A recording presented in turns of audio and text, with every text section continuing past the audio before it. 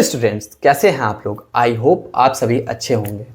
जैसा कि आपके हाफ ईयरली एग्ज़ाम बहुत पास में हैं, इसी की प्रिपरेशन के लिए हम लोग क्लास 10th का फिजिक्स का chapter first light and refraction लेकर आए हैं, जिसके थ्रू आप क्विक रिवीजन कर पाएंगे। इस वीडियो को कोशिश करेंगे कि हम 1 आवर के अंदर कंप्लीट कर लें। तो बेसिकली ये उन बच्चों के लिए ज़्यादा यूजफुल रहने वाली है, बेनिफिट रहने वाली है जिन लोगों ने एक बार टॉपिक को पढ़ रखा है, क्योंकि इस चैप्टर का, इस वीडियो का पर्पस है हमारा क्विक रिवीजन। इस वीडियो के थ्रू हम क्विक रिवीजन कर सकें। तो अगर आपने अभी तक मेरा टेलीग्राम चैनल को ज्वाइन नहीं किया है तो प्लीज़ ज्वाइन करें, क्योंकि जहां हम सेशन नोट्स, ई नोट्स, जो सेशन अपडेट, इसके साथ साथ quizzes, most expected question, previous year question और बहुत सारी चीज़ें प्रोवाइड करते हैं। तो आई होप आप में से बहुत सारे बच्चों ने ज्वाइन कर रखा है। जिन बच्चों ने अभी तक ज्वाइन नहीं किया है प्लीज़ ज्वाइन कर लें, सो दैट ये आपके लिए बेनिफिशियल रहे। तो अब हम बात करते हैं इस टॉपिक की। तो बेसिकली ये बहुत आसान टॉपिक है उन बच्चों के लिए जो तैयारी ये सीखना चाह रहे हैं या जो समझना चाह रहे हैं। जो लोग रट्टा लगाते हैं उन लोगों के लिए ये चैप्टर कॉम्प्लिकेटेड है, क्योंकि ये चैप्टर, सारा चैप्टर पूरे फिनोमेना से लेकर है। तो यहाँ क्या है, आपको फिनोमेना सारे समझने हैं। तो हम बात करते हैं हमें क्या क्या इस चैप्टर में पढ़ना होगा। सबसे पहले हम पढ़ेंगे लाइट और लाइट के दो फिनोमेना, रिफ्लेक्शन एंड रिफ्रैक्शन, और उन फिनोमेना पर लेंस और मिरर के बारे में। और इसके बाद जो हम पावर ऑफ मिरर, ये सारे टॉपिक्स हमें पढ़ने हैं। तो 1 बाय 1 करके सारे टॉपिक्स को हम कंप्लीट करते हैं। तो व्हाट इज लाइट? लाइट क्या है? Light is the form of energy that enable us to सी।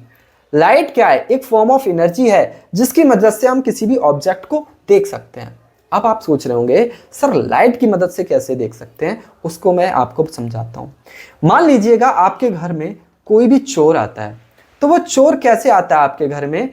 क्योंकि वो आपके घर में अंधेरे का फायदा लेता है। वो अपने आप को अंधेरे में रखता है और वो उजाले में जो लोग हैं उसको इजीली विजिबल होते हैं। तो इस तरीके से चोर है वो अंधेरे का फायदा लेता है। तभी तो आप चोर को नहीं देख सकते, क्योंकि वो, उसकी कोशिश ये रहती है कि वो अपने आप को अंधेरे में रखे। तो हम वही चीज देख सकते हैं जिसके ऊपर लाइट पड़ रही होगी। तो लाइट की हेल्प से ही हम देख सकते हैं। आया समझ में? तो लाइट की जो स्पीड होती है वैक्यूम में 3 × 10⁸ मीटर पर सेकेंड होती है। इसको भी आपको याद रखना है। आगे बढ़ते हैं। तो देखो, लाइट के आगे बढ़ने से पहले हमें समझना है कि लाइट के दो फिनोमेना होते हैं। पहला रिफ्लेक्शन और दूसरा होता है रिफ्रैक्शन। तो जो रिफ्लेक्शन फिनोमेना है वो हमारा मिरर पर डिपेंड है, और जबकि हमारा जो रिफ्रैक्शन है वो हमारा लेंस पर, फिनोमेना पर डिपेंड है।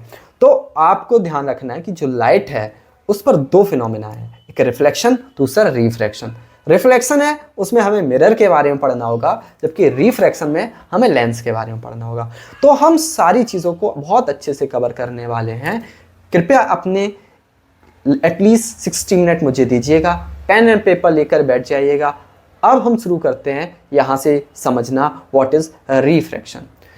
देखो, व्हाट इज रिफ्रैक्शन? तो रिफ्लेक्शन क्या है? Bouncing back of light when it is strike on A polish surface like mirror या फिर किसी भी पॉलिश सरफेस या किसी भी शाइनी सरफेस पर जब कोई भी लाइट पड़ती है तो वो तो क्या होती है, वो बाउंस बैक होती है, उसी के सेम मीडियम में वो रिफ्लेक्ट होती है। इस रिफ्लेक्शन के फिनोमेना को क्या कहते हैं? रिफ्लेक्शन कहते हैं। जैसे कि ये चिंटू, ये मिरर के सामने खड़ा है, तो ये इसकी इमेज क्यों बन रही है? क्योंकि ये जो मिरर में इसका रिफ्लेक्शन हो रहा है। आई होप आपको ये समझ में आया होगा। अब हम आगे समझते हैं रिफ्लेक्शन के इंपॉर्टेंट टर्म्स। देखो, जैसे कि हमने समझा what is reflection, the phenomena of bouncing back of the light in the same medium is known as reflection.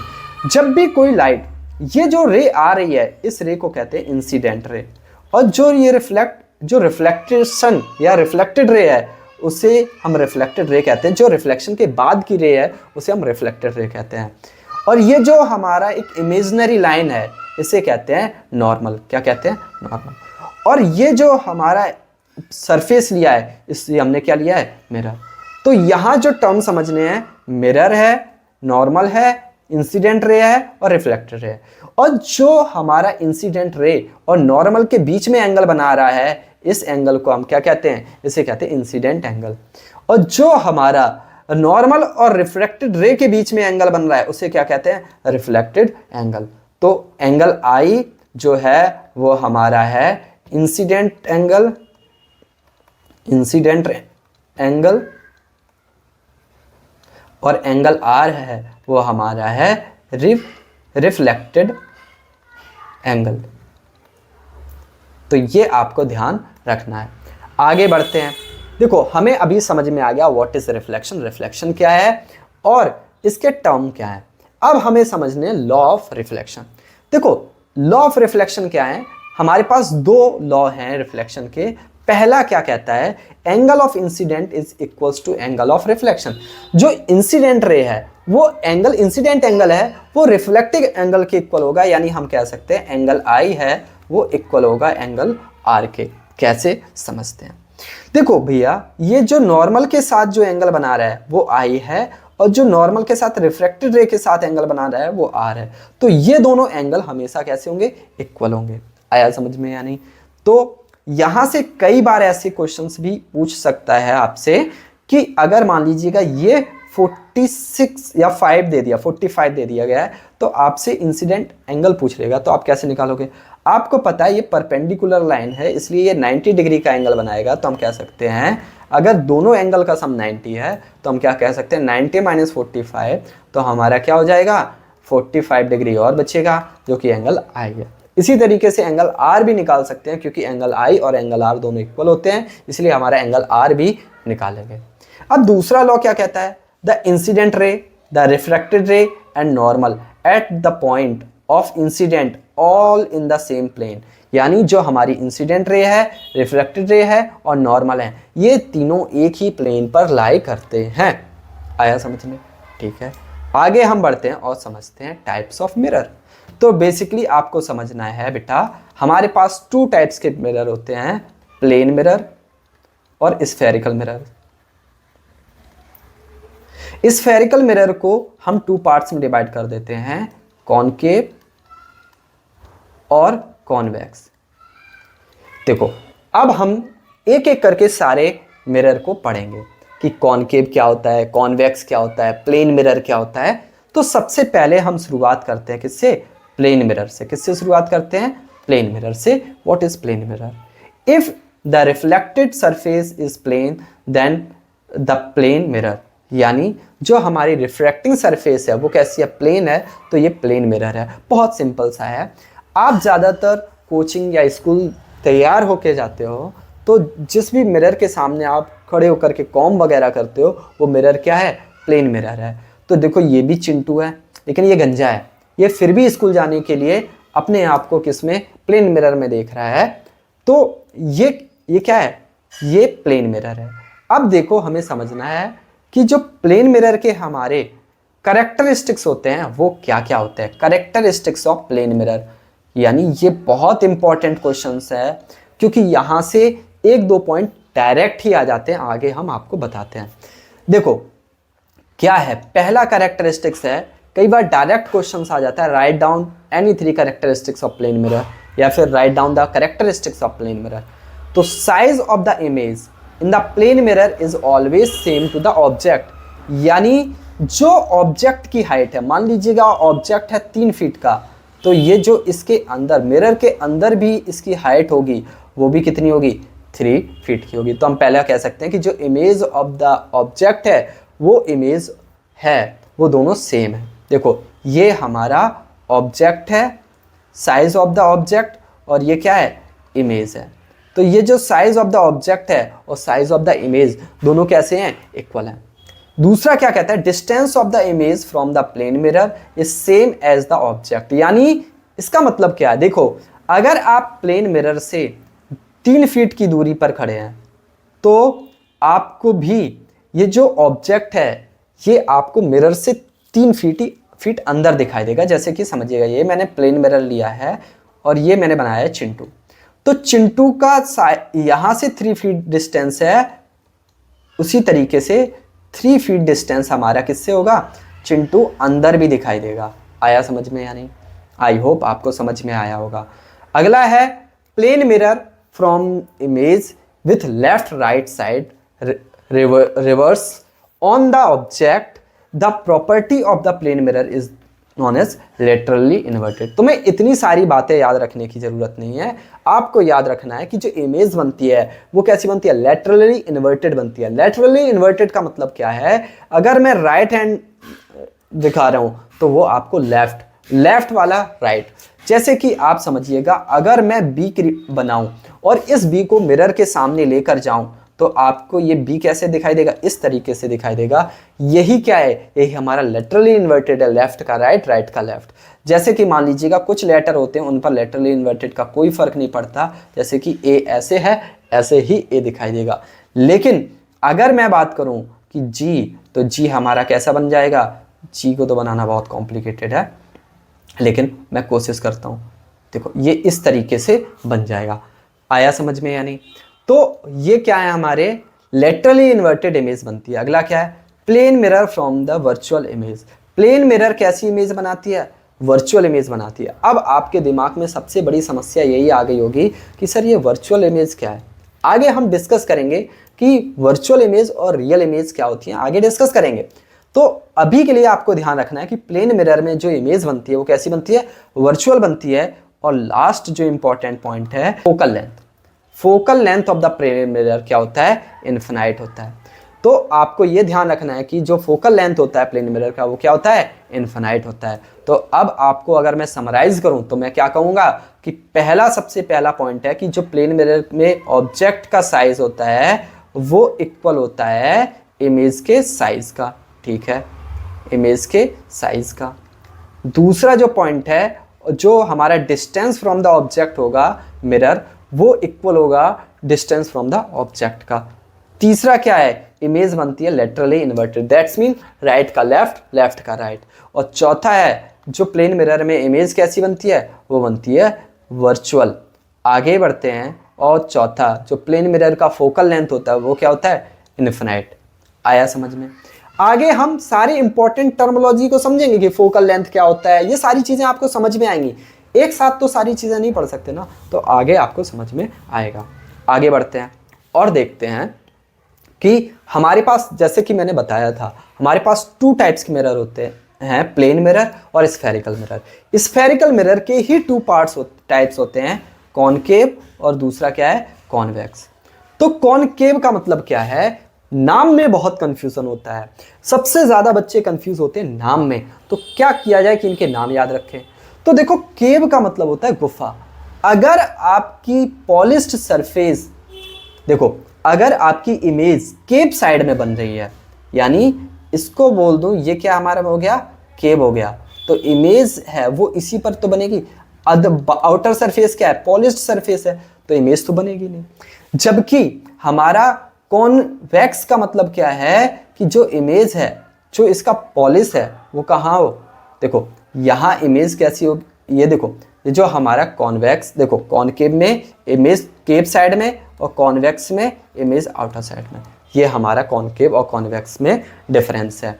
अच्छा, अब कई बच्चों को मिरर और लेंस में डिफरेंस नहीं समझ में होता है, तो मैं आपकी हेल्प करता हूँ। देखो मिरर होते हैं वो वन साइड पे क्या होते हैं? पॉलिश्ड होते हैं। जबकि जो हमारे लेंस होते हैं वो हमारे ट्रांसपेरेंट होते हैं। जैसे कि ये जो मैं ऑप्टिकल्स वियर किए हूं, ये हमारा क्या है? लेंस है।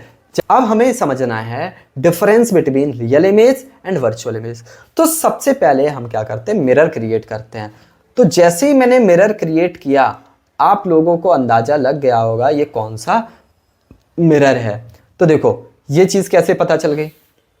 क्योंकि ऑब्जेक्ट है वो केप साइड में बनेगा। इस ऑब्जेक्ट है जो हमारा इमेज है वो केप साइड में रखा गया है और इमेज भी केप साइड में बनेगा, तो ये हमारा क्या है? कॉनकेव। जो ऑब्जेक्ट है वो इधर रखा है। ठीक है, अगर मैंने क्या किया, अभी ये समझ में नहीं आएगा कि कैसे रेज फॉर्म हो रही हैं, आपको परेशान होने की जरूरत नहीं है। मैं केवल जो समझाना चाहता हूँ वो समझिएगा। कोई भी रे अगर हमारी प्रिंसिपल एक्सिस के पैरेलल आती है तो वो फोकस पॉइंट से होकर के जाती है। दूसरा क्या है कि अगर कोई भी रे फोकस पॉइंट से आती है तो प्रिंसिपल एक्सिस के क्या हो जाती है? पैरेलल हो जाती है। तो ये क्या है? ये जो इमेज हमारी यहाँ कट हुई है, जहाँ दोनों रिफ्रैक्टेड रे मिलती हैं उसी जगह पर तो इमेज फॉर्म होती है। तो ये जो इमेज है, जब भी इमेज हमारी एक दूसरे को कट करें तो ये इमेज बनेगी हमारी रियल। कि जब भी आपकी रिफ्रैक्टेड रे एक दूसरे को जहां इंटरसेक्ट करेंगी वहां इमेज फॉर्म होगी। अगर वो एक दूसरे को इंटरसेक्ट करती हैं तो वो इमेज कैसी है, रियल। और रियल है तो इमेज कैसी बनेगी, इन्वर्टेड। कैसी बनेगी, इन्वर्टेड। इन्वर्टेड का मतलब क्या है, उल्टा। ऑब्जेक्ट अगर हमारा ऐसा है तो उसकी इमेज उल्टी बनेगी। आया समझ में। जबकि हमारा वर्चुअल इमेज की बात करें तो जब भी इमेज, मान लीजिएगा ये हमारा क्या है, एक हमने ये भी हमने सेम कॉनकेव मिरर लिया है और इसको हमने फोकल लेंस के बीच में रखा है, तो ये फोकस पॉइंट से होते जाएगी और दूसरा सेंटर ऑफ कर्वेचर से ऐसे, तो ये कभी नहीं मिलेंगी। तो इस कंडीशन में हमें इन इमेज को पीछे जा कर के मिलाना पड़ेगा और ये हमारा इस तरीके से जो इमेज बनती हैं, जो इमेज बियॉन्ड द मिरर बनती हैं, उन इमेज को क्या कहते हैं, वर्चुअल। वर्चुअल जहां रिफ्रैक्टेड रे मिलती नहीं, खुद से नहीं मिलती, इनको मिलाना पड़ता है। लेकिन जब भी वर्चुअल इमेज बनेगी उसके साथ साथ इमेज कैसी बनेगी, हमारी बनेगी, देखो रियल के साथ याद रखना है इन्वर्टेड, जबकि वर्चुअल के साथ याद रखना है हमारी इरेक्ट। क्या, इरेक्ट। इरेक्ट मतलब सीधा, इमेज हमेशा बनेगी सीधी। आया समझ में या नहीं। तो वर्चुअल इमेज और रियल इमेज को अगर मैं एक वर्ड्स में डिफाइन करूं तो क्या कहूंगा कि सर जब भी हमारी रियल इमेज बनेगी तो रिफ्लेक्शन के बाद या रिफ्रैक्टेड रे होगी, वो क्या करेंगी, एक दूसरे को क्रॉस करेंगी। जबकि वर्चुअल इमेज में वो एक दूसरे को क्रॉस नहीं करेंगी। रियल इमेज होगी तो इन्वर्टेड होगी, जबकि वर्चुअल होगी तो वो इरेक्ट होगी। आई होप अब आपको समझ में आया होगा रियल इमेज और वर्चुअल इमेज में क्या डिफरेंस है। आगे बढ़ते हैं और समझते हैं। देखो अब हमें समझ में आ गया हमारा कॉनकेव मिरर क्या है और कॉन्वेक्स मिरर क्या है। इसके साथ साथ हमें समझ में आ गया रियल इमेज क्या है और वर्चुअल इमेज क्या है। अब हमें आगे बढ़ना है और समझना है कि हमारा image formation by spherical mirror, spherical mirror से जो हमारे इमेज फॉर्मेशन होता है वो कैसे होता है। तो इसके 4 लॉ कह सकते हो या 4 कंडीशंस कह सकते हो। तो है क्या, आप इसको सिंपल से वर्ड्स में समझने की कोशिश कीजिएगा।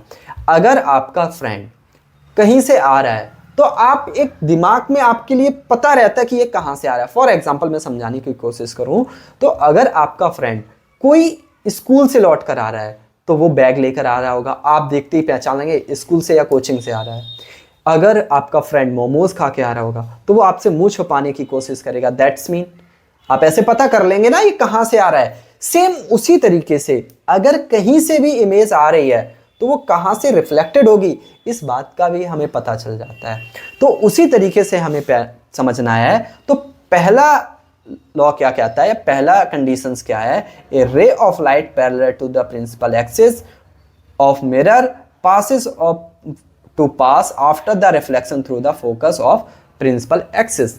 यानी सिंपल से वर्ड में ध्यान रखिएगा, when any rays come parallel to the principal axis. अब सर ये प्रिंसिपल एक्सिस क्या है, इन्हें तो आपने समझाया नहीं, आगे समझाने लग गए। चलो मैं पहले प्रिंसिपल एक्सिस समझा देता हूं। देखो भैया ये जो लाइंस ड्रॉ की गई है इस लाइन को क्या कहते हैं, प्रिंसिपल एक्सिस। और ये जो सेंटर ऑफ कर्वेचर यानी सी है, ये सी क्या है, एक स्फेरिकल रहा होगा। इस स्फेरिकल में से इस पार्ट को मैंने कट करके अलग कर लिया। तो ये जो सेंटर पॉइंट है, किसका सेंटर पॉइंट है, ये जो सेंटर पॉइंट है एक स्फीयर का, इसको ही हम क्या कहते हैं, सी, या फिर हम इसे कहते हैं सेंटर ऑफ कर्वेचर। और सेंटर ऑफ कर्वेचर से जो हमारा पोल तक का डिस्टेंस होता है, जो सेंटर ऑफ कर्वेचर से पोल तक का डिस्टेंस होता है उसे कहते हैं रेडियस। क्या कहते हैं, रेडियस। ये तो आपको पता ही है। जैसे मान लो सर्कल बनाया और इस सर्कल से लेकर के और ये जो इसकी पेरीमीटर तक की डिस्टेंस, इसे क्या कहते हैं, इसी को तो रेडियस कहते हैं। अब ध्यान रखना यहाँ एक इम्पॉर्टेंट रिलेशन कि जो रेडियस होता है वो 2f के इक्वल होता है, या फिर कह सकते हैं फोकल लेंथ होता है f, स्मॉल f। जो फोकल लेंथ होता है वो क्या होता है, वो होता है हमारा रेडियस बाई 2, ऐसे कह सकते हैं। यानी जो फोकल लेंथ है, फोकल लेंथ को कैसे टर्म करेंगे, एफ, स्मॉल एफ से रिप्रेजेंट करते हैं फोकल लेंथ को। और फोकल लेंथ का मतलब क्या होता है? इसका मतलब होता है distance from pole to focal point. ये हमारा क्या है? ये कैपिटल एफ फोकल पॉइंट है और स्मॉल एफ फोकल लेंथ है। Distance between focal point to the pole is called focal length. तो ये क्या है? ये हमारा फोकल पॉइंट, हमारा फोकल लेंथ समझ में आया। अब आगे समझते हैं। अगला हमारा क्या है? रेडियस क्या है? अगर हमसे कहा जाए व्हाट इज रेडियस, तो हम कहेंगे the distance between centre of curvature to the pole is called radius. आया समझ में? अब यहाँ एक और टर्म है, ये देखो, जब ये रिफ्लेक्ट होंगे और ये कहीं इमेज फॉर्म करेंगे तो उस प्लेस पर मान लीजिएगा इमेज, ये रिफ्लेक्शन होगा और रिफ्लेक्शन के बाद कहीं एक पॉइंट पर मीट करेंगे। जैसे कि मैं इस फिगर में समझा देता हूँ। ये ऑब्जेक्ट था, आगे हम u और v क्या होते हैं समझ लेंगे। तो अभी आपको जो टर्म समझने हैं वो क्या क्या समझ में आने चाहिए। मैं इधर एक बार इमेज ड्रॉ कर देता हूँ। सबसे पहला हमारा है कि ये हमने मिरर ड्रॉ किया है और इसमें ये क्या है? हमारा पोल है और इसके जो एक लाइन ड्रॉ की गई है, इस लाइन को क्या कहते हैं? प्रिंसिपल एक्सिस कहते हैं। और ये जो इस अगर हम स्फीयर को ड्रॉ करते हैं, ये इस स्फीयर का क्या होता है? सेंटर होता है, जैसे O से रिप्रेजेंट करते हैं, लेकिन यहाँ हम इसे C से रिप्रेजेंट कर रहे हैं। C से लेकर के और पोल तक के बीच की दूरी को क्या कहते हैं? रेडियस, स्मॉल r कहते हैं। और इस रेडियस की हाफ डिस्टेंस को क्या कहते हैं? फोकल लेंथ कहते हैं, स्मॉल f कहते हैं। और इस पॉइंट को f फोकल पॉइंट कहते हैं। आई होप आपको ये सारी चीज़ें समझ में आई होंगी। और इस डिस्टेंस को, जो लेंथ ऑफ द है, उसे कहते हैं, हम क्या कहते हैं? कर्वेचर। किसके? Mirror curvature. आया समझ में या नहीं? अब यही कहा जा रहा है, पहला लॉ क्या कहा जा रहा है? यही कहा जा रहा है, a ray is parallel to the principal axis of the mirror passes to appear to the pass after the reflection through the principal focus on principal axis। यानी जब भी कोई रे प्रिंसिपल एक्सिस के पैरेलल आएगा तो वो कहाँ से पास करेगा? फोकस पॉइंट से होकर जाएगा। आया समझ में? इसी तरीके से, क्योंकि ये हमारा क्या है? कॉनकेव मिरर है और ये हमारा क्या? कॉन्वेक्स है। तो कॉन्वेक्स में तो ऑब्जेक्ट को तो हम इधर रखेंगे ना, तो रे इधर जाएगा, यहाँ से रिफ्लेक्ट होगा, तो यहाँ से तो रिफ्लेक्टेड होते हुए दिखाई नहीं देगा ना। इसलिए हम क्या करेंगे? इसको डॉटेड करके पीछे मीट करेंगे। ऐसा प्रिटेंड होगा, ऐसा अनुमान लगाएंगे कि ये पीछे मिल रहे हैं। आया समझ में? तो फर्स्ट कंडीशन हमारी क्या कहती है? अगर कभी भी रे प्रिंसिपल एक्सिस के पैरेलल आता है तो वो फोकस पॉइंट से ही जाएगा। चलो ठीक है सर। दूसरा क्या है? दूसरा ये है कि अगर कोई भी रे पोल पर इंसिडेंट होता है तो वो उसी एंगल के साथ रिफ्लेक्ट हो जाता है। तो यही तो कंडीशन हमने पढ़ी थी। किसमें पढ़ी थी? यही सेम कंडीशन हमने पढ़ा था सर। किसमें? कि जो हमारा रिफ्लेक्शन में होता है। तीसरा क्या है? तीसरा है अगर कोई भी रे सेंटर ऑफ कर्वेचर से आती है तो सेंटर ऑफ कर्वेचर पे ही रिफ्लेक्ट हो जाती है। आया समझ में? लेकिन एक और कंडीशन होती है जो कि फर्स्ट की ही इनवर्स कंडीशन होती है। जैसे कि जो फर्स्ट है ना कि प्रिंसिपल एक्सिस के पैरेलल आ रहा है तो फोकस पॉइंट से जाएगा। लेकिन अगर कोई भी रे, देखो मैं बना रहा हूँ कॉनकेव मिरर, तो मैंने यहाँ से बोला कि अगर कोई भी रे फोकस पॉइंट से होते हुए आती है तो वो क्या होगा? प्रिंसिपल एक्सिस के क्या हो जाएगी? पैरेलल हो जाएगी। ठीक है, ये फोकस पॉइंट से आए तो प्रिंसिपल एक्सिस के पैरेलल। ये क्या कह सकते हैं? ये फर्स्ट कंडीशन के इनवर्स ही तो है। तो पहली कंडीशन क्या है? सिंपल सा, अगर कोई भी रे फोकस पॉइंट प्रिंसिपल एक्सिस के पैरेलल आ रहा है तो वो फोकस पॉइंट से होते हुए जाएगा। ठीक है, रिफ्लेक्शन कहाँ से होगा? फोकस पॉइंट से। पहला कंडीशन ये। दूसरा कंडीशन इसको रखते हैं तो याद करना आसानी होगा कि अगर कोई भी रे फोकस पॉइंट से आता है तो वो प्रिंसिपल एक्सिस के पैरेलल हो जाएगा। तीसरा क्या है? तीसरा कह रहा है कि कोई भी रे अगर वो सेंटर ऑफ कर्वेचर से आता है तो वो सेंटर ऑफ कर्वेचर से ही रिफ्लेक्ट हो जाएगा। लो भैया, ये इसी रास्ते से आए और इसी रास्ते से वापस चले गए। और चौथी कंडीशंस क्या है? यहाँ मैं ड्रॉ करता हूँ फिगर कि ये जो रिफ्लेक्शन में होता है, जितना अगर पोल पर स्ट्राइक किया है तो जो इंसिडेंट एंगल है वो रिफ्लेक्टेड एंगल के ही बराबर होगा। तो ये चारों कंडीशंस आपको समझना है। आई होप आपको समझ में आया होगा। अब इन्हीं चारों कंडीशन की हेल्प से हम कोई भी रे डायग्राम बना सकते हैं। कोई भी आपके लिए बहुत आसान होने वाला है अगर आपने ये चार कंडीशन याद रखी। मैं फिर से एक बार समराइज करता हूं कि कोई भी अगर फोकल पॉइंट से आ रहा है तो प्रिंसिपल एक्सिस के पैरेलल होते जाएगा। दूसरा अगर कोई भी प्रिंसिपल एक्सिस के पैरेलल आ रहा है तो फोकस पॉइंट से होते हुए जाएगा। सेंटर ऑफ कर्वेचर से आ रहा है तो सेंटर ऑफ कर्वेचर से ही रिफ्लेक्ट होगा।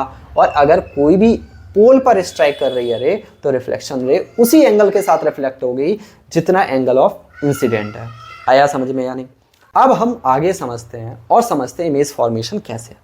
देखो भैया, इमेज फॉर्मेशन के लिए आपको कुछ चीज़ें ध्यान रखना है। देखिएगा क्या है कि हमने सबसे पहले कॉनकेव मिरर ड्रॉ किया है। इस कॉनकेव मिरर में हमें ये पता है क्या है, प्रिंसिपल क्या है हमारा, ये हमारा प्रिंसिपल एक्सिस है और ये पॉइंट क्या है, पोल है। ये हमने फोकल पॉइंट माना है और ये क्या है, सेंटर ऑफ कर्वेचर। क्योंकि सेंटर ऑफ कर्वेचर जो से डिस्टेंस और जो पोल तक की डिस्टेंस होती है उसे क्या कहते हैं, उसे कहते हैं हम क्या कहते हैं, रेडियस। और फोकल पॉइंट से लेकर के पोल्स तक की डिस्टेंस होती है उसे कहते हैं फोकल लेंथ। और जो ऑब्जेक्ट से डिस्टेंस होती है वो u और इमेज से डिस्टेंस होती है v, उसे आगे बात करेंगे।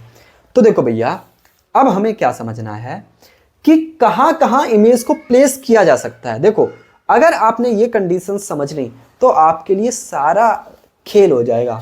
आप सारी चीज़ों को बहुत आसानी से याद रख पाओगे क्योंकि ये आपके खेल की तरीके से हो जाएगा। तो समझते हैं कैसे करते हैं। देखो, तो सबसे पहले हम कहाँ रख सकते हैं, इन्फिनाइट पे। कहाँ रख सकते हैं, इन्फिनाइट। ये माना मैंने ऑब्जेक्ट को प्लेस किया कहाँ, इन्फिनाइट।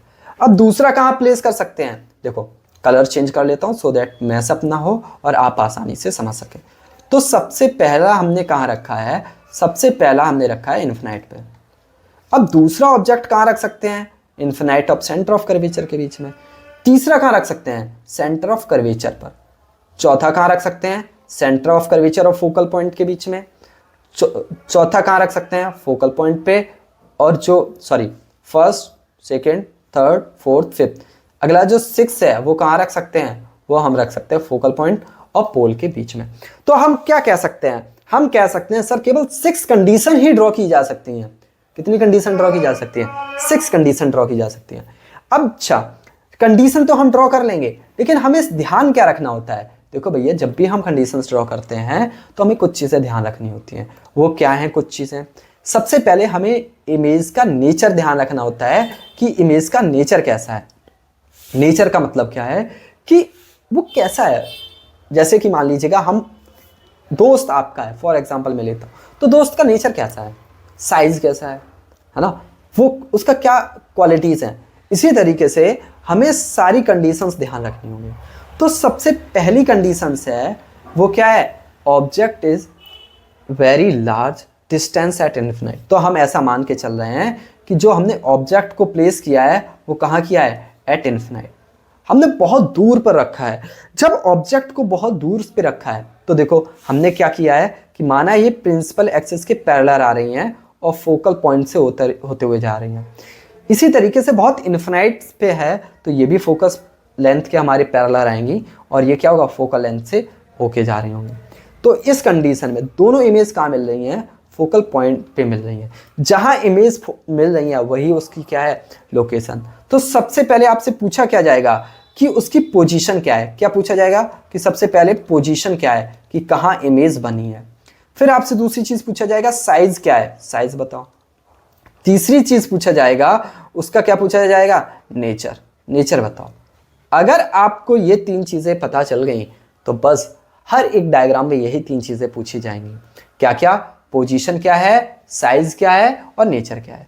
तो देखो पोजीशन के लिए हम बात कर रहे हैं, इसका पोजीशन क्या है, देखो इमेज कहाँ बन रहा है, इमेज बन रहा है एट एफ, फोकल पॉइंट पे। आया समझ में, यानी फोकस पॉइंट पे बन रहा है। दूसरा साइज कैसा है, हाईली डिमिनिश्ड या बहुत ज़्यादा, एक्सट्रीमली डिमिनिश्ड या हाईली डिमिनिश्ड, जो भी कहना चाहो वो हम कह सकते हैं कि सर ये एक्सट्रीमली डिमिनिश्ड है। कैसा है, डिमिनिश्ड, यानी बहुत छोटा है। इसके साथ साथ नेचर कैसा है, देखो जब इमेज, मैंने क्या बताया था, जब इमेज आफ्टर द रिफ्लेक्शन के क्रॉस कर ले रे तो वो कैसा होगा, वो होगा हमारा रियल। और अगर रियल होगा तो कैसा होगा, इन्वर्टेड। ये तो एक दूसरे के साथ ही रहेंगे, इन्वर्टेड। अगर रियल होगा तो इन्वर्टेड होगा और अगर हमारा वर्चुअल होगा तो इरेक्ट होगा। तो ये क्या कोई कॉम्प्लिकेशंस है नहीं। तो हमें क्या करना होगा, कोई भी 2 रे ड्रॉ करना होगा। तो हमने पहला लिया है कि हमारा कोई भी रे आ रहा है वो कहाँ से आ रहा है, प्रिंसिपल एक्सिस के पैरेलल आ रहा है और क्योंकि ऑब्जेक्ट को बहुत दूर रखा गया है इसलिए हम ऐसा मान के चलेंगे कि हमारा इमेज दूसरा भी है, वो क्या आ रहा है, प्रिंसिपल एक्सिस के पैरेलल ही आ रहा है। आया समझ में? आगे बढ़ते हैं और समझते हैं अगली कंडीशन, सेकंड कंडीशन। अब देखो हमने क्या कहा था कि अब हमारा ऑब्जेक्ट है वो कहाँ रखा जाएगा, दूसरा condition between focal length and C जो हमारा इन्फिनाइट और सी के बीच में ही तो रखा जाएगा। दूसरी कंडीशन क्या होगी, इन्फिनाइट एंड सी के बीच में। इसी को दूसरे वर्ड्स में कह सकते हैं beyond the centre of curvature, यानी सेंटर ऑफ कर्वेचर के बियॉन्ड। तो हमने क्या किया, ऑब्जेक्ट को ये रखा, तो पहला हम यही करेंगे, प्रिंसिपल एक्सिस के पैरेलल ड्रॉ करेंगे तो ये फोकल पॉइंट से होते हुए रिफ्लेक्ट कर लेगी। देखो दूसरा क्या है, दूसरा हम चाहें तो फोकस पॉइंट से जा करके हम पैरेलल ड्रॉ कर सकते हैं। देखो पहला हमने क्या किया, जैसे हमने बियॉन्ड द सी रखा है तो पहला प्रिंसिपल जो हमारे प्रिंसिपल एक्सिस के पैरेलल जा रहा है तो फोकस पॉइंट से होते हुए जाएगा, ठीक है। और अगर चाहें तो दूसरा फोकस पॉइंट पे डाल सकते हैं, तो इस तरीके से कट करेंगे तब भी कहाँ इमेज बनेगी, बिटवीन सी एंड एफ बनेगी। आया समझ में? यानी लेकिन अगर हम चाहें डायरेक्ट सी से डाल दें तो आप डायरेक्ट सी से डाल सकते हो। आपको डिसाइड करना है कि कौन सी दो रेज से आपको फिगर ड्रॉ करना है। तो अब फिर से सर वही बातें, क्या वही बातें कि हमें पहले बताना होगा पोजीशन कहाँ है। तो पोजीशन क्या कहेंगे सर, पोजीशन ऑफ इमेज क्या है, between C and F, between C and F, C और एफ के बीच में है, ठीक है सर। नेचर क्या है, नेचर देखो भैया जब मीट की है तो क्या है, रियल एंड इन्वर्टेड होगा, रियल एंड इन्वर्टेड। अच्छा तीसरी चीज क्या है, साइज क्या है। अब हमारा हाईली डिमिनिश्ड नहीं है, क्योंकि ये देखो इतने साइज की इमेज बन रही है, ये एरो क्या है, यही तो शो कर रहा है इमेज। देखो ये जो है, जो मैंने ड्रॉ किया है, ये क्या है, यही तो हमारा साइज ऑफ द इमेज है। तो अब कैसा है, डिमिनिश्ड है। कैसा है, डिमिनिश्ड, डिमिनिश्ड है। आया समझ में? तो हमें पोजीशन, नेचर और साइज पता चल गया। अगली कंडीशन पे चलते हैं। देखो हम क्या कर रहे हैं, अगर आप ऑब्जर्व करोगे, आप अगर ऑब्जर्व करोगे तो जैसे जैसे हम एक स्टेप्स आगे बढ़ रहे हैं मिरर की तरफ और हमारी इमेज है वो एक एक स्टेप पीछे जा रही है, बस ऐसे ही करना है। आप आगे अभी हम कुछ ट्रिक्स भी बता देंगे जिससे आप कभी नहीं भूलने वाले। अभी पहले समझ लीजिएगा, फिर तो याद करने वाला काम तो हो ही जाएगा। तो सबसे पहले क्या है कि सर कोई भी इमेज प्रिंसिपल एक्सिस के पैरेलल आ रही है तो वो फोकस पॉइंट से होते हुए जाएगी, बिल्कुल सही। दूसरी कंडीशन हमने क्या लिया, फोकस पॉइंट से होते हुए गया तो ये प्रिंसिपल एक्सिस के पैरेलल हो जाएगा। तो कहाँ मीट कर रही हैं, ये रे मीट कर रही हैं एट सी।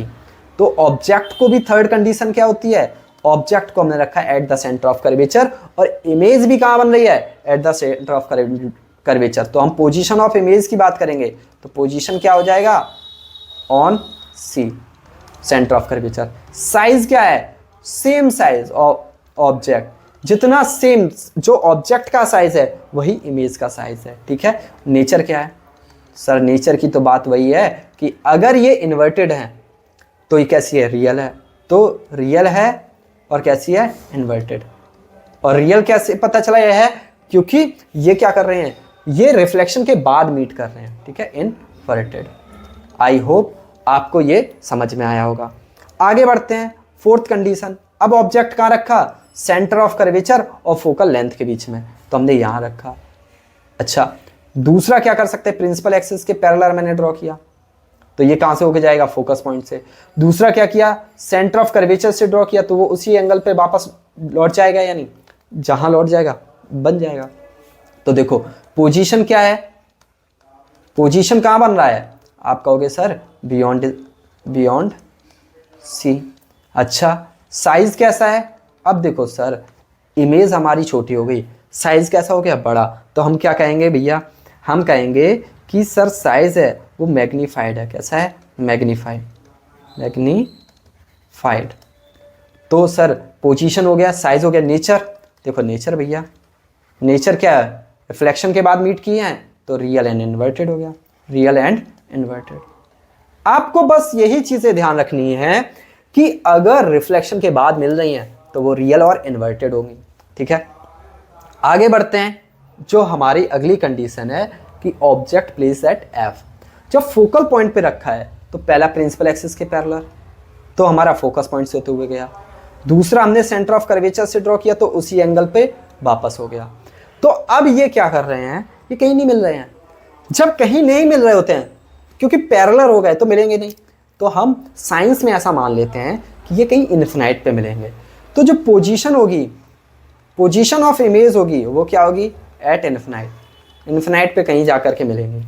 तो लेकिन मिलेंगी तो फिर हम नेचर क्या क्या कह देंगे सर? नेचर हम कह देंगे वो कैसा होगा? Real and inverted. कैसा होगा? Real and inverted.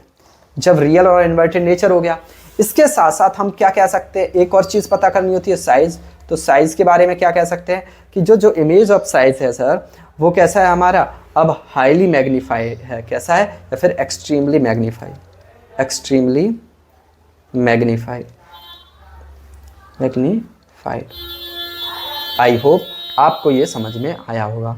देखो, तो ये 5 कंडीशन हो गई हमारी। अब हमारी जो लास्ट कंडीशन है वो क्या है? वो हमारी लास्ट कंडीशन है, ऑब्जेक्ट को कहाँ रखा है? हमने रखा है फोकल पॉइंट ऑफ पोल के बीच में। तो देखो, पहला हमने क्या किया कि हमने इसको पहला हमने सी से ड्रॉ किया, तो सी से ड्रॉ किया तो सी पर ही रिफ्लेक्ट हो जाएगी। और दूसरा क्या है? पोल पर ड्रॉ किया तो ये। अब इनके बीच में दूरियां भैया बढ़ रही हैं। जब दूरियां बढ़ रही हैं तो कैसे मिल सकते हैं? क्या मिलेंगे? नहीं।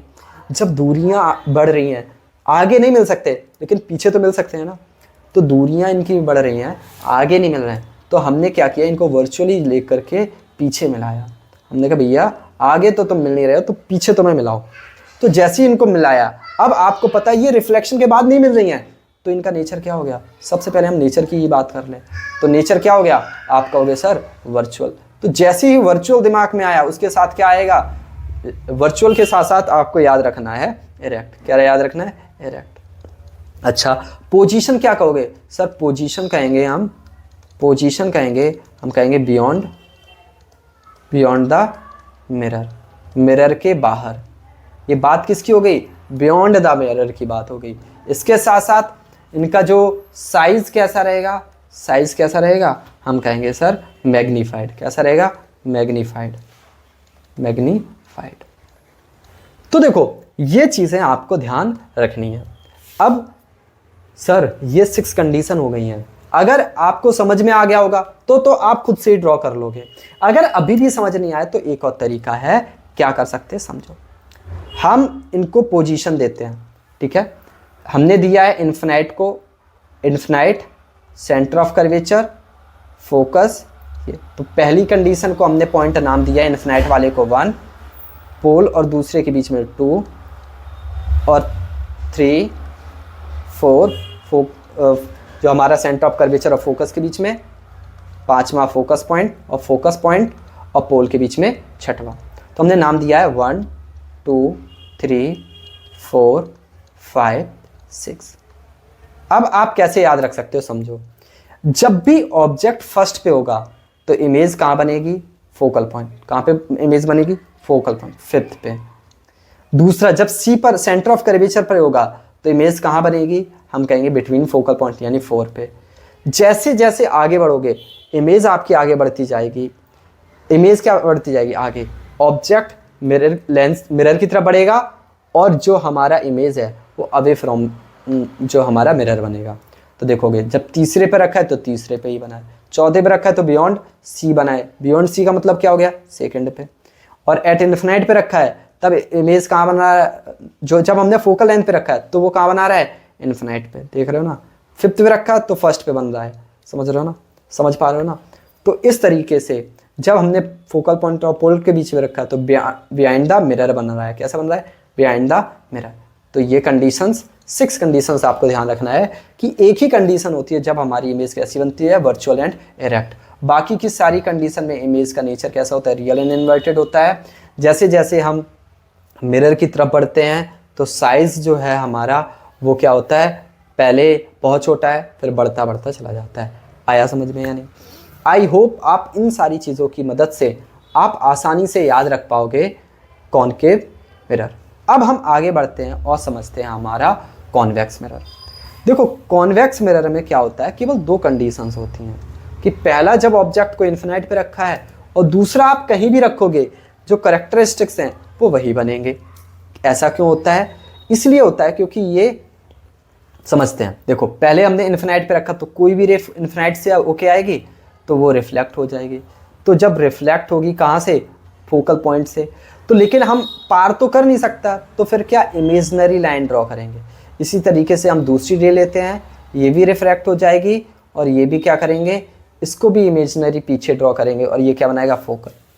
तो अब देखो, जब मैंने क्या बताया था, सबसे पहले पोजीशन की बात कर रहे हैं, तो पोजीशन तो पिछले से ही याद रखना है कि अगर इन्फिनाइट पे है तो पोजीशन कहाँ बनेगा, एट फोकल पॉइंट। कहाँ, एट एफ फोकल पॉइंट। जबकि नेचर क्या हो जाएगा भैया, नेचर के बारे में आप बात करोगे तो आप ध्यान रखोगे, क्योंकि ये रिफ्लेक्शन के बाद बीट नहीं किए हैं, तो ये कैसी होगी, इसका होगा वर्चुअल एंड इरेक्ट। आया समझ में, यानी इमेज कैसी बन रही है, वर्चुअल और इरेक्ट बन रही है। कैसी बन रही है, वर्चुअल और इरेक्ट। अब इसके बाद देखो, हमारा पोजीशन हो गया, नेचर हो गया, अब साइज की बात कर ले। साइज क्या है, हाईली डिमिनिश्ड, क्योंकि एक पॉइंट साइज में बन रही है, तो इसको क्या कहते हैं, हाईली डिमिनिश्ड या फिर एक्सट्रीमली डिमिनिश्ड, जो भी कहना चाहो वो कह सकते हैं। आगे बढ़ते हैं। अब हम पोल और हम इन्फिनाइट के बीच में कहीं भी ऑब्जेक्ट रखेंगे, हमेशा यही कंडीशन होगी। तो पहले प्रिंसिपल एक्सिस के पैरेलल गया तो फोकस पॉइंट से होते हुए जाएगा, ये हो गया। दूसरा सेंटर ऑफ कर्वेचर से मिलाएंगे तब भी यही होगा, तो सेंटर ऑफ कर्वेचर से होते हुए चली जाएगी। तो देखो आगे आप मान लो मैंने यहाँ रख लिया ऑब्जेक्ट, सेंटर ऑफ कर्वेचर पे रख लिया, तो पहला फोकल पॉइंट से होते हुए जाएगा, रिफ्लेक्ट हो गया। दूसरा सेंटर ऑफ कर्वेचर से गया तब भी रिफ्लेक्ट हो गया। इमेज तो हमेशा वही बनेगी। तो हम क्या कहेंगे कि जो हमारा पोजीशन होगा, पोजीशन क्या होगा, वो होगा हमारा जो हमारा पोजीशन ऑफ इमेज होगा वो फोकल एंड पोल के बीच में बनेगा। किसके बीच में बनेगा, फोकस और पोल के बीच में हमेशा इमेज बनेगी। अच्छा, नेचर क्या होगा, मिल रही है क्या, नहीं मिल रही, तो क्या बनेगा, वर्चुअल एंड इरेक्ट। क्या बनेगी, वर्चुअल एंड इरेक्ट। और साइज क्या रहेगा, आप हमेशा ध्यान रखोगे, साइज देखो डिमिनिश्ड बन रहा है, बहुत छोटा, हाईली डिमिनिश्ड नहीं, लेकिन डिमिनिश्ड बन रहा है। कैसा बन रहा है, डिमिनिश्ड। तो ये बातें आपको ध्यान रखनी है। आया समझ में। तो इसकी दो कंडीशंस आपको समझ में आया होगा। ये तो याद भी करना आसान है और समझना भी आसान है, जैसा आप चाहो आप समझ सकते हो। तो देखो हमें अभी तक क्या क्या समझ में आया, हमें कॉनकेव और कॉन्वेक्स मिरर के रे डायग्राम कैसे फॉर्म होता है, ये सारी चीज़ें समझ में आई। अभी हमने रिफ्लेक्शन के फिनोमेना को समझा है, अब हमें रिफ्रैक्शन के फिनोमेना को समझना होगा। अब हम आगे बढ़ते हैं और हम समझते हैं रिफ्रैक्शन के बारे में।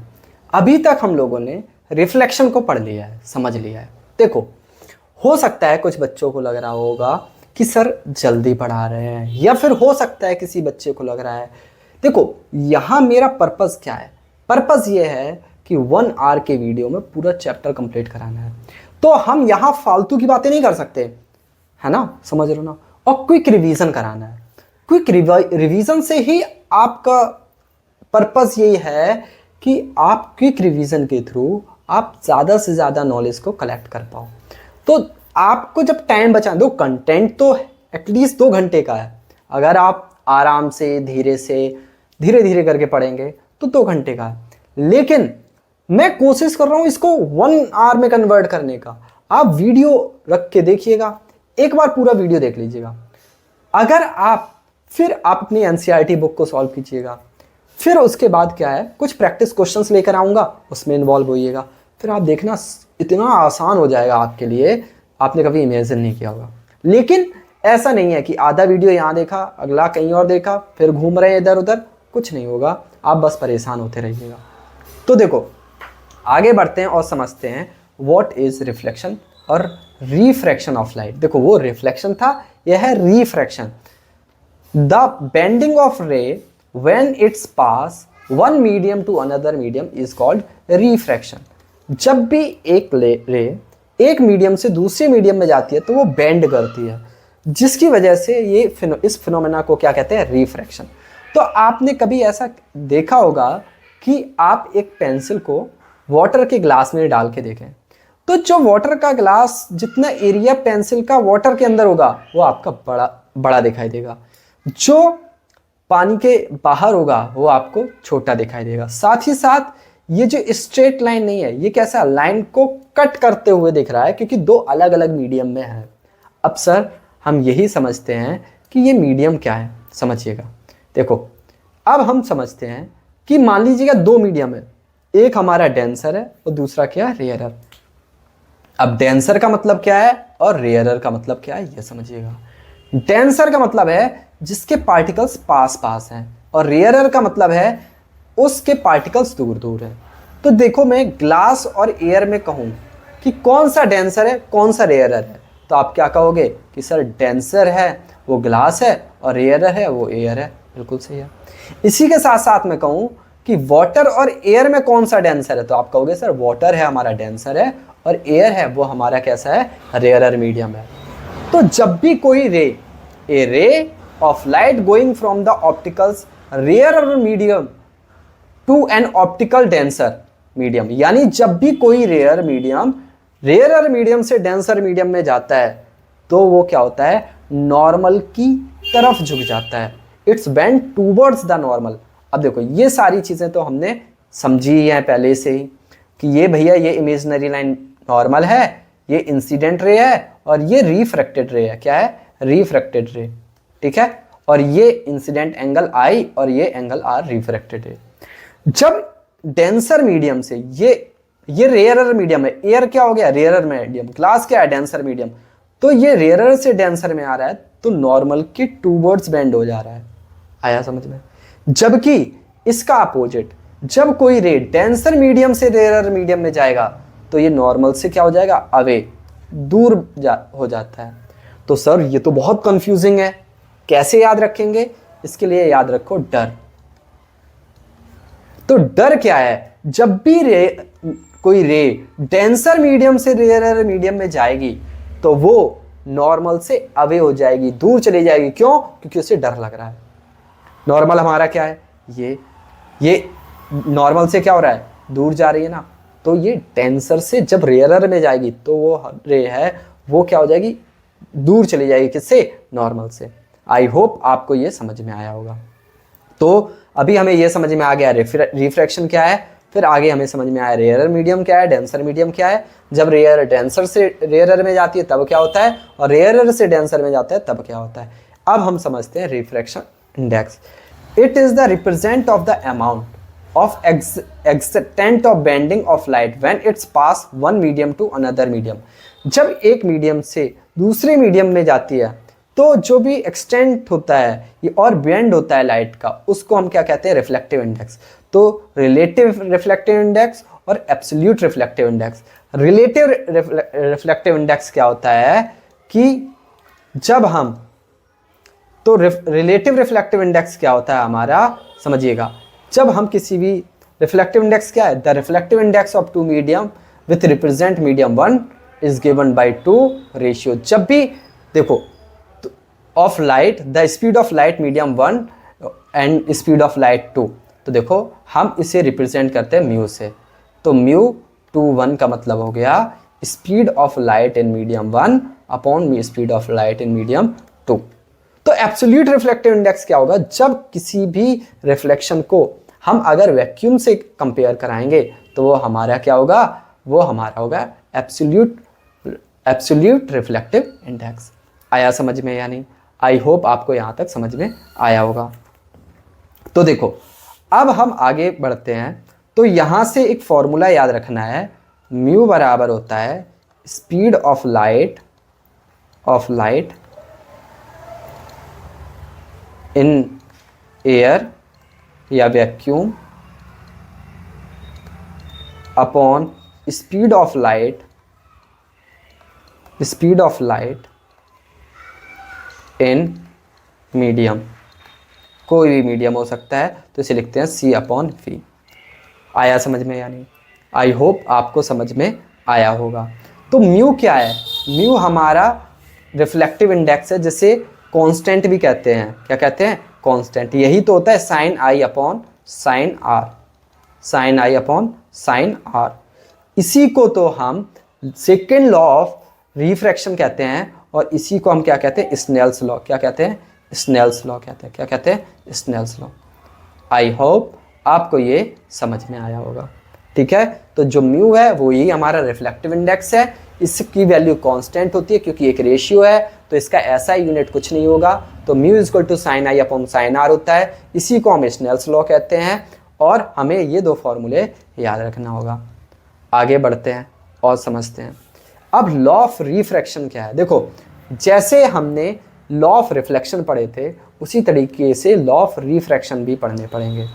तो देखो यहाँ क्या कह रहा है कि जब भी द इंसिडेंट रे normal at the point of incident of the reflection all lie on the same plate, ये हमने डिस्कस कर लिया है कि जो पहला लॉ ऑफ रिफ्रैक्शन क्या है वो हमारा यही है कि तीनों नॉर्मल, इंसिडेंट रे और जो हमारा रिफ्रैक्टेड रे है वो हमारी तीनों एक ही प्लेन पर अप्लाई करते हैं, हमने पहले भी डिस्कस किया है। और दूसरा लॉ क्या कहता है कि जो आई है, एंगल आई है वो एंगल आर है, वो दोनों क्या हैं, म्यू कांस्टेंट हैं। और इसी को सेकेंड लॉ को क्या कहते हैं, स्नेल्स लॉ कहते हैं।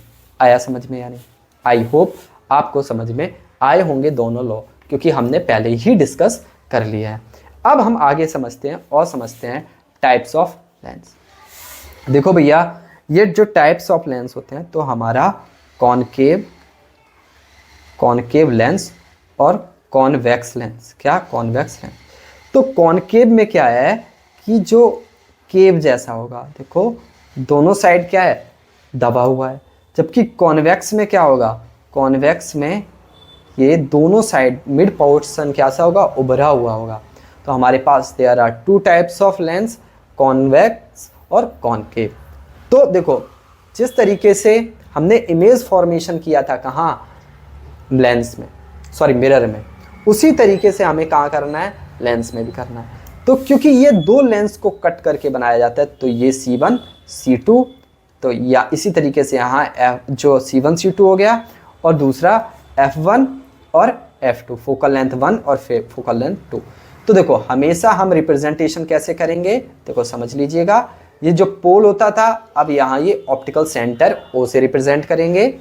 जो हमारा F होता था वो F1 होगा और C1, इसी तरीके से इधर C2 और F2, ठीक है ना।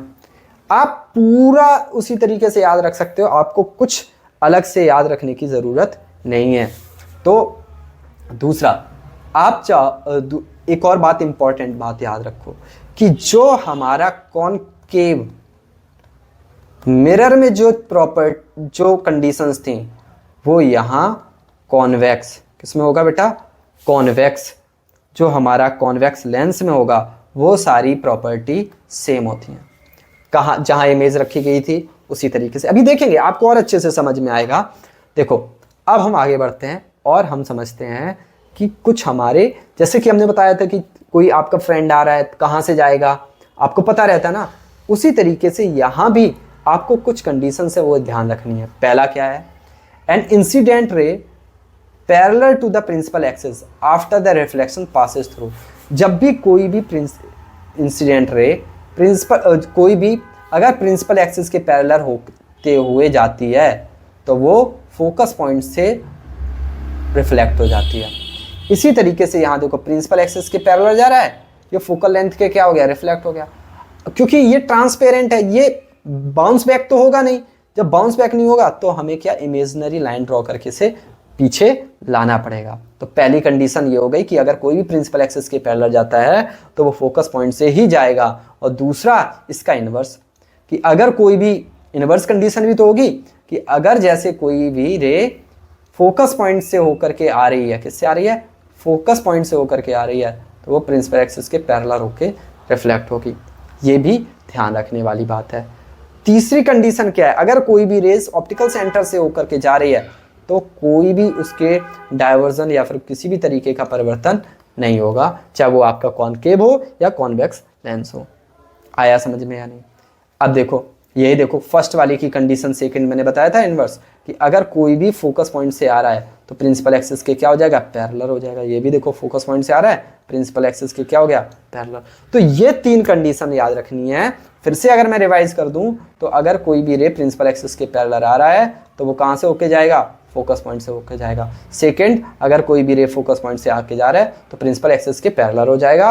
और थर्ड, अगर कोई भी रे ऑप्टिकल सेंटर से होते हुए जाती है तो वो कोई भी अपने पाथ में परिवर्तन नहीं करेगी। आया समझ में? ठीक है सर। अब देखो, अब सबसे पहले इमेज फॉर्मेशन बाय लेंस, तो हम इमेज फॉर्मेशन लेंस के लिए समझते हैं। तो सबसे पहला हम कंडीशन लेते हैं। देखो अब हम कौन से लेंस की बात कर रहे हैं, ये आप देख के ही समझ गए होंगे सर, ये हमारा कौन सा है, कॉन्वेक्स लेंस है। कैसा है, कॉन्वेक्स लेंस। तो जो कॉन्वेक्स लेंस की प्रॉपर्टी है वो किसकी होगी, कॉनकेव मिरर में जो पड़ा था वही सेम होगा। कैसे होगा देखते हैं। देखो हमने ऑब्जेक्ट को फर्स्ट कंडीशन कहाँ लिया है, ऑब्जेक्ट को प्लेस किया इन्फिनाइट पे। तो पहली कंडीशन क्या होगी, प्रिंसिपल एक्सिस के पैरेलल जाएंगी, कहाँ से होते हुए जाएंगी, फोकस पॉइंट से। देखो प्रिंसिपल एक्सिस के पैरेलल और कहाँ, फोकस पॉइंट पे। देखो ये F1 है, ये 2F1, C1 को हम 2F1 से भी रिप्रेजेंट कर देते हैं, F2 है और 2F2 है। ठीक है, तो देखो कंफ्यूजन नहीं होना है, C1 लिख सकते हो या C1 को ही मैंने 2F1 लिख दिया और C2 को क्या लिख दिया, 2F2। ठीक है, आया समझ में या नहीं, आया होगा। तो अब इसके देखो पोजीशन कहाँ इमेज बन रही है। देखो अब याद करो आप, कॉनकेव मिरर में क्या होता था, इमेज अगर इन्फिनाइट पे रखा, ऑब्जेक्ट इन्फिनाइट पे रखा है तो इमेज कहाँ बनता था, एट फोकल पॉइंट। यहाँ भी तो वही है, इमेज कहाँ बन रहा है, एफ टू फोकल पॉइंट। अब साइज क्या है, साइज क्या है, एक्सट्रीमली डिमिनिश्ड, एक्सट्रीमली डिमिनिश्ड, यही तो है। और नेचर क्या है, देखो नेचर क्या है, रिफ्लेक्शन के बाद एक दूसरे को क्रॉस कर रही हैं, तो दैट्स मीन रियल है। कैसा है, रियल। और अगर रियल है तो उसके साथ ये तो बात याद रखना है कि इन्वर्टेड ही होंगी। कैसी होंगी, इन्वर्टेड होंगी। कैसी होगी, इन्वर्टेड। देखो कुछ नहीं याद रखना, जैसे जैसे आपने वो उधर किया था सेम अपोजिट कर देना है बस। दूसरा क्या था, अब हमने फोकस पॉइंट पे रख लिया तो अगली कंडीशन क्या होगी हमारा, देखो जो सेंटर ऑफ कर्वेचर है तो सेंटर ऑफ कर्वेचर ही दिमाग में रखो, है ना। 2F1 रखोगे कंफ्यूजन होगा, तो सेंटर ऑफ कर्वेचर ही रखो। दूसरा क्या है, सेंटर ऑफ कर्वेचर या 2F इन्फिनाइट के बीच में या बियॉन्ड 2F, हम ऐसे कह सकते हैं। तो हमने ये रखा, पहला रे कहाँ से गया, प्रिंसिपल एक्सिस के पैरेलल गया, तो आपको पता है कि फोकस पॉइंट से होते हुए जाएगा, बात खत्म। दूसरा सेंटर ऑफ कर्वेचर से चला गया तो वो कहीं भी बेंड नहीं होता, यहाँ जा करके मिला। अब ये मिला है तो सबसे पहले अगर मिल गए हैं तो पोजीशन ही की बात कर लिया जाए। तो पोजीशन क्या हो गया सर, रियल एंड इन्वर्टेड। क्यों, क्योंकि अगर मिल गए हैं। ठीक है, साइज कैसा हो गया, अब सर डेमिनिस्ट नहीं रहा, साइज क्या हो गया, थोड़ा सा बड़ा हो गया। तो हम इसको क्या कहेंगे, इसको कहेंगे, साइज को कहेंगे थोड़ा सा हाई, एक्सट्रीमली डेमिनिस्ट की जगह अब डेमिनिस्ट कहेंगे। कैसे कहेंगे, डेमिनिस्ट।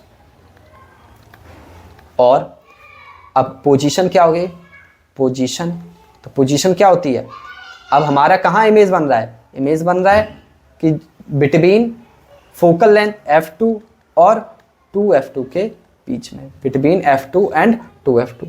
आया समझ में या नहीं, आया होगा। आगे बढ़ते हैं। अब इमेज अगला कदम और बढ़ गया, एक कदम आगे बढ़ के आया तो कहाँ बनेगा, सेंटर ऑफ कर्वेचर पे। जैसे ही सेंटर ऑफ कर्वेचर पे गया तो फोकस पॉइंट से गया, फोकल लेंथ पे होके गया। दूसरा हमने ऑप्टिकल सेंटर से निकाल दिया, तो कहाँ इमेज बन रही है, अगर हमने ऑब्जेक्ट को सेंटर ऑफ कर्वेचर पे रखा है तो इमेज भी कहाँ बनेगी, centre of curvature, that's mean 2F2, 2F2 पर इमेज बनेगी। पोजीशन क्या होगी, real and inverted, real and inverted. कोई डिफरेंस नहीं है, बस आपको दिमाग में एक बार रिलेट कर लेना है दोनों चीज़ों को, आसानी से समझ जाओगे। तीसरा क्या है, देखो F2 हो गया, पहले तो हमारा उसका पोजीशन हो गया, नेचर हो गया, साइज कैसा हो गया, अब सेम साइज का बन गया, सेम साइज। आया समझ में। आगे बढ़ते हैं, अब फिर एक कदम आगे बढ़ाया तो अब कहाँ आ गए, सेंटर ऑफ कर्वेचर और फोकस पॉइंट के बीच में आ गए। ठीक है, पहली रे कहाँ से गया, प्रिंसिपल एक्सिस के पैरेलल गया। ठीक है, दूसरा रे कहाँ से गया, जो हमारा ऑप्टिकल सेंटर के बीच से गया, ये रे बन गया। अब देखो पोजीशन क्या होगा, पोजीशन हो गया बिटवीन 2F2 एंड 2F2 और इन्फिनाइट के बीच में 2F2 के, या फिर हम ऐसे भी कह सकते हैं बियॉन्ड, जहां भी बिटवीन का यूज कर सकते हो या बियॉन्ड का कर सकते हो। दूसरा, अब दूसरी कंडीशन क्या करेंगे, नेचर की बात करेंगे। तो भैया नेचर में क्या आता है, देखो कट कर रहे हैं तो real and inverted, real and inverted. और साइज, अब तो साइज तो चीख चीख के कह रहा है कैसा है, मैग्नीफाइड है। कैसा है, मैग्नीफाइड। आया समझ में? आगे बढ़ते हैं। अब हमारा क्या आ गया, आगे एक और कदम बढ़ाया तो हम कहाँ आ गए, एट F1 पे आ गए। तो प्रिंसिपल एक्सिस के पैरेलल, दूसरा ऑप्टिकल सेंटर से।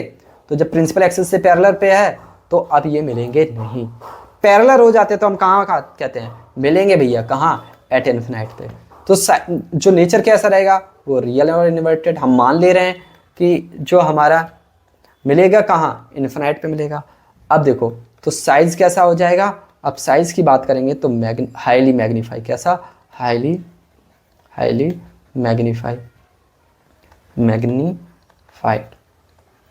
यही तो मैं कह रहा था कि आप देखो यही तो चीज़ मैं कह रहा हूँ कि आप कॉन्वेक्स मिरर और कॉनकेव, देखो मेरी बात को समझो, ये चीज़ बहुत इंपॉर्टेंट बात है। आप अगर इसे समझ गए तो कोई दिक्कत नहीं होगी। देखो अभी हम क्या पढ़ रहे हैं, कॉन्वेक्स। क्या पढ़ रहे हैं, हम पढ़ रहे हैं सर कॉन्वेक्स। क्या पढ़ रहे हैं, कॉन्वेक्स। जब जो चीज़ें कॉन्वेक्स में है लेंस में, वही कंडीशन किस में है, कॉनकेव मिरर में। बस डिफरेंस इतना है कि वो बाउंस बैक होकर के वापस आती थी, ये वापस नहीं आती। इमेज की पोजीशन भी वही है। अगर हम इसे F2 को फोकल लेंथ और C2 को सेंटर ऑफ कर्वेचर माने तो वही इमेज भी बन रही है। लेकिन हमें यहाँ थोड़ा सा टर्मिनोलॉजी का ध्यान रखना पड़ेगा, चेंज करना पड़ेगा। अब हम बढ़ते हैं last focal length and opticals के बीच में। तो क्या है, पहले हमने देखा कि अब पहले प्रिंसिपल एक्सिस के पैरेलल गया फोकल पॉइंट से, दूसरा जो हमने ऑप्टिकल सेंटर से ड्रॉ किया, तो ये नहीं मिल रही हैं आगे क्योंकि इनकी दूरियां क्या हो रही है, बढ़ रही हैं। तो पीछे जाके मिलाना पड़ेगा। जब भी पीछे जाके मिलाना पड़ेगा तो इमेज कैसी हो जाएगी हमारी, वर्चुअल होते ही कैसी बन जाएगी इमेज हमारी, लेटरल। कैसी बन जाएगी, लेटरल। वर्चुअल के साथ इरेक्ट, वर्चुअल के साथ इरेक्ट, ठीक है। अच्छा, वर्चुअल के साथ इरेक्ट हो गया। अब हमारा कैसा बन रहा है, मैग्नीफाइड। साइज क्या है, मैग्नीफाइड। और पोजीशन क्या है, पोजीशन हम कह सकते हैं, क्या कहेंगे, same size, same side of the object की ही साइड में हमारी उसकी क्या हो गई, पोजीशन हो गई। तो इसी तरीके से आप 6 कंडीशंस को देख रहे हो, सेम कंडीशंस हैं, आप ध्यान रखोगे तो आपके लिए आसान हो जाएगा। आगे बढ़ते हैं। यहाँ भी कितनी कंडीशन ड्रॉ की जा सकती हैं, 2 ही की जा सकती है। पहला इन्फिनाइट, तो जैसे ही इन्फिनाइट लेकर आए तो ये कहाँ से जाएंगी, फोकल पॉइंट से। अब सर ये फोकल पॉइंट से तो दिख नहीं रही हैं, तो हम इनको पीछे लेकर आएंगे ना, तो फोकस पॉइंट से। इसी तरीके से ये क्या है, ये रिफ्लेक्ट, फिर वापस फोकस पॉइंट पे। तो पोजीशन क्या हो गया, एट F। साइज क्या हो गया, वेरी डिमिनिश्ड। और इसका नेचर कैसा हो गया, नेचर, क्योंकि ये मिल नहीं रही है रिफ्लेक्शन के बाद, रिफ्लेक्टेड के बाद, तो हमें इनको पीछे लेकर के आना पड़ रहा है। तो ये क्या है, वर्चुअल एंड इरेक्ट। ठीक है, आया समझ में। आगे बढ़ते हैं। इमेज फॉर्मेशन बिटवीन, अब हम O से लेकर के और यानी ऑप्टिकल सेंटर से लेकर के और हम जो हमारा इन्फिनाइट के बीच में कहीं भी रखेंगे सेम कंडीशन बनेगी। क्या, देखो ये प्रिंसिपल एक्सिस के पैरेलल गया तो ये फोकस पॉइंट से वापस आ गया। जब हमने इसको ड्रॉ किया किससे, ऑप्टिकल सेंटर से होते हुए, तो उसी पे गया और उसी पे वापस आ जाएगा। तो दोनों मिलेंगे कहाँ, इधर। अब देखो दोनों नहीं मिल रहे हैं, रिफ्लेक्शन के बाद आप देखोगे दोनों नहीं मिल रहे हैं, तो इमेज कैसी रहेगी, वर्चुअल। वर्चुअल के साथ कैसा रहेगा, इरेक्ट। ठीक है, और साइज कैसा रहेगा, डिमिनिश्ड। और हमारी पोजीशन कहाँ रहेगी, between F1 and optical centre के बीच में। तो आपको आई होप अब समझ में आ गया होगा कि कैसे कॉनकेव रे और कॉनकेव मिरर की इमेज फॉर्मेशन होता है। अब देखो इमेज फॉर्मेशन तो समझ में आ गया है, लेकिन अब हमें 2 चीज़ें और समझनी पड़ेंगी। वो है साइन कन्वर्जन और दूसरा है जो मैग्निफिकेशन। मैग्निफिकेशन और साइन कन्वर्जन हमें समझना पड़ेगा। देखो अगर आप चाहो तो मैं एक वीडियो अलग ले आऊँगा जहाँ मैं मैग्निफिकेशन और साइन कन्वर्जन आपको अलग से डिस्कस कर दूँगा। छोटा वीडियो रहेगा, आपको देखने में आसानी रहेगी, आप आसानी से समझ पाएंगे। तो आगे बढ़ते हैं। मैग्निफिकेशन और जो साइन कन्वर्जन है, इसके लिए मैं एक छोटा सा वीडियो लेकर आऊँगा जहाँ मैं 20 to 30 मिनट्स के अंदर बहुत स्पेसिफिक वे में मैं आपको साइन कन्वर्जन पूरा एक्सप्लेन कर दूंगा। आगे बढ़ते हैं और समझते हैं पावर ऑफ द लेंस। अब ये क्या है? It is the ability of the convex lens to converge a beam of light और ability of concave lens to convert beam of the light on it. यानी जो पावर ऑफ लेंस का मतलब है उनकी जो एबिलिटी को कन्वर्ट करना, उसे क्या कहते हैं? पावर ऑफ लेंस कहते हैं। क्या कहते हैं? Power of lens. या फिर हम सिंपल से वर्ड्स में कह सकते हैं it is defined as it is the defined as the reciprocal of focal length in meter। तो यानी इसको हम फोकल लेंथ मीटर में के टर्म में भी इसको डिफाइन करते हैं। रेसिप्रोकल यानी हम कह सकते हैं P is equal to 1/f, but f should be in metre. f किस में होना चाहिए? मीटर में होना चाहिए। तो ये एक इंपॉर्टेंट फॉर्मूला है, कई बार आपसे क्वेश्चन पूछ लेगा। और इसका SI यूनिट क्या होता है? SI यूनिट होता है इसका डायोप्टर। क्या होता है? डायोप्टर। ठीक है, तो SI यूनिट होता है डायोप्टर और इसका फॉर्मूला क्या है? P बराबर 1/f। अब देखना, अब इसके साइन क्या रहेंगे? अगर हम कॉन्वेक्स लेंस की बात करें तो इसका साइन रहेगा प्लस पावर, और कॉनकेव की बात करें, कॉनकेव की लेंस की बात करें तो इसमें क्या रहेगा? Minus power. ठीक है, इसीलिए कई लोगों ने देखा होगा, आप लोगों ने अनुभव किया होगा कि कई बार आपके चश्मे का नंबर प्लस या माइनस में होता है। क्यों? क्योंकि वो ये बताता है कि आपका लेंस कैसा है। कॉनकेव है तो आपका माइनस और कॉन्वेक्स है तो प्लस। तो देखो, अब हमने इस टॉपिक के जितने भी इंपॉर्टेंट कंसेप्ट थे वो समझ लिए हैं, चाहे फिर वो हमारा इमेज फॉर्मेशन हो या फिर हमारी पावर ऑफ द लेंस हो, रिफ्रैक्शन हो, रिफ्लेक्शन हो, ये सारे कंसेप्ट को समझ लिए।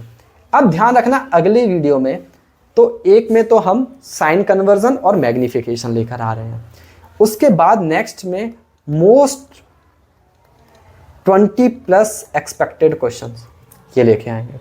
इन दोनों के वीडियो लेकर आएंगे। तो इसलिए अगर आपने अभी तक चैनल को सब्सक्राइब नहीं किया है तो प्लीज़ सब्सक्राइब कर लें, और अगर आपने टेलीग्राम चैनल को भी ज्वाइन नहीं किया है तो प्लीज़ उसे भी ज्वाइन कर लें। अपने फ्रेंड्स के साथ शेयर करें सो दैट ज़्यादा से ज़्यादा स्टूडेंट्स जुड़ सकें। I hope you enjoy this class. Thanks for joining. Have a great day.